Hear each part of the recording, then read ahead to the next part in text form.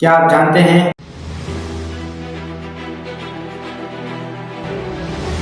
وہ کون سا امام ہے جو خود بھی امام ہے، جس کا بابا بھی امام، جس کا دادا بھی امام، جس کا نانا بھی امام، جس کا بیٹا بھی امام، جس کو رسول خدا نے برسوں پہلے نام لے کر سلام بھیجا؟ آج ہم بات کریں گے اس کی جو علم کا سمندر ہے، جس کے علم نے مدینے کی فضا کو تبدیل کر دیا، جس نے علم کو نئی زندگی دی۔ جب امت میں علم بڑھ رہا تھا تب ایک بچے کی ولادت ہوئی جس نے علم کو نئی زندگی دی۔ وہ بچہ مولا باقر علیہ السلام تھا۔ مولا کی ولادت پہلی رجب کو ہوئی۔ مولا کا نام محمد ہے، مولا کا لقب باقر بھی ہے، شاکر بھی ہے، اور مولا کی کنیت ابو جعفر ہے۔ مولا کے والد کا نام امام زین العابدین علیہ السلام ہے۔ مولا کی والدہ کا نام فاطمہ بنت حسن ہے، اور مولا کی ولادت مدینہ منورہ میں ہوئی۔ مولا کی شہادت 7 ذوالحج کو ہے۔ وجہ شہادت ہشام بن عبد الملک نے مولا کو زہر دیا۔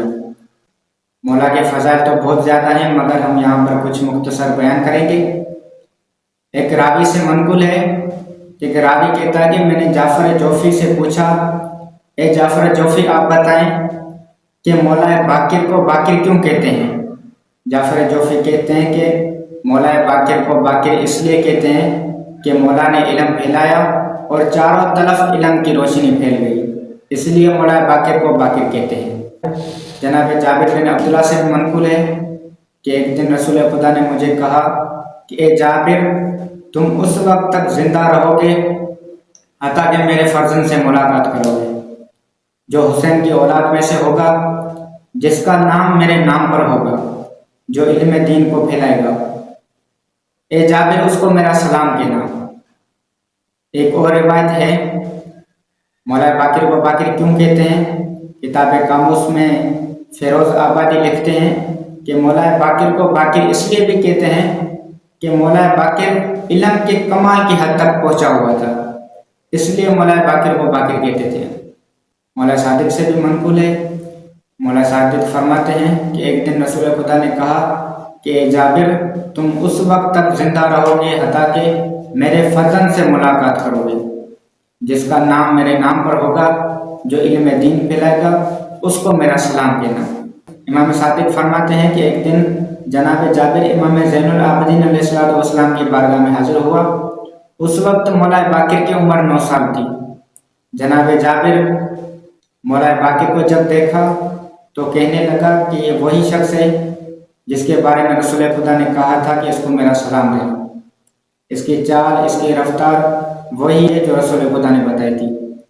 جناب جابر نے امام زین العابدین سے پوچھا، مولا آپ بتائیں یہ کس کا فرزند ہے، یہ کون ہے، اس کا نام کیا ہے؟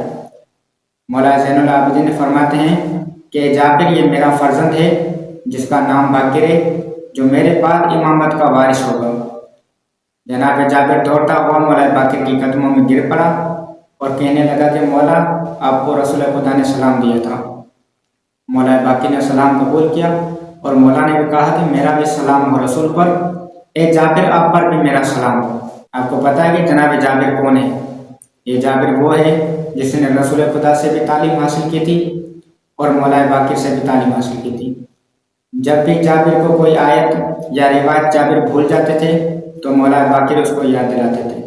اگر کسی آیت میں کسی روایت میں جناب جابر غلطی کرتے تھے تو مولا باقر اس کی اصلاح کرتے تھے۔ جناب جابر کہتے تھے کہ رب کعبہ کی قسم مجھے پتا ہے اب وہی لوگ ہیں جو بچپن میں ہی خدا سے علم لے کر آئے ہیں۔ امام زین العابدین کا جب آخری وقت آیا تو مولا نے مولا باقر کو کچھ وصیت کی۔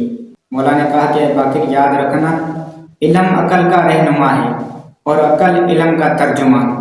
مولا نے کہا کہ علم محافظ ہے اور زبان بکواس کرنے والی چیز ہے، ہلاکت کرنے والی چیز ہے۔ مولا نے کہا کہ باقر یاد رکھنا یہ دنیا جلدی ختم ہونے والی ہے، یہ دنیا جلدی مٹنے والی ہے، زندگی کے دن دن ب دن کم ہوتے جا رہے ہیں۔ مولا نے کہا کہ باقر یاد رکھنا زندگی میں کبھی بھی لمبی آرزو مت رکھنا۔ مولا نے کہا کہ کافی ایسے لوگ ہیں جن کی آرزو پوری نہیں ہوئی ہے، اور مولا نے کہا کہ کافی ایسے سارے لوگ ہیں जिन्होंने माल तो जमा किया मगर उस माल से खा न सके। और मौला ने कहा कि इंसान को दूसरी नेमत तब मिलेगी जब पहली नेमत चली जाएगी। ये जनाब ज़ैनुल आबिदीन अलैहिस्सलाम की वसीयत फ़कत इमाम मोहम्मद बाक़िर अलैहिस्सलाम के लिए नहीं थी, बल्कि हमारे लिए भी मौला की ये वसीयत है। इमाम मोहम्मद बाक़िर अलैहिस्सलाम परिंदे के लिए भी दुआ करते हैं, क्योंकि यह आले मोहम्मद है, इनको हर चीज़ का इल्म होता है। इंसान हो चाहे जानवर हो, उनके दुख दर्द तकलीफ़ का हर वक्त इनको इल्म होता है। इमाम सादिक से मनकुल है कि मौला बाक़िर सफ़र पर कहीं जा रहे थे।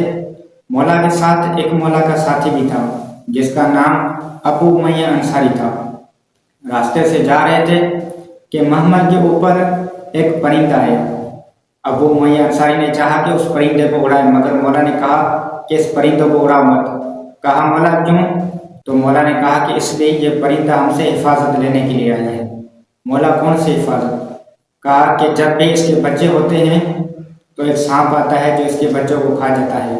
इस परिंदे ने मुझसे कहा कि मौला आप दुआ करें ताकि वो सांप मेरे बच्चों को ना खाए।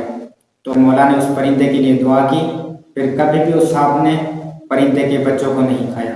ये मौला बाक़िर की दुआ एक परिंदे के लिए थी।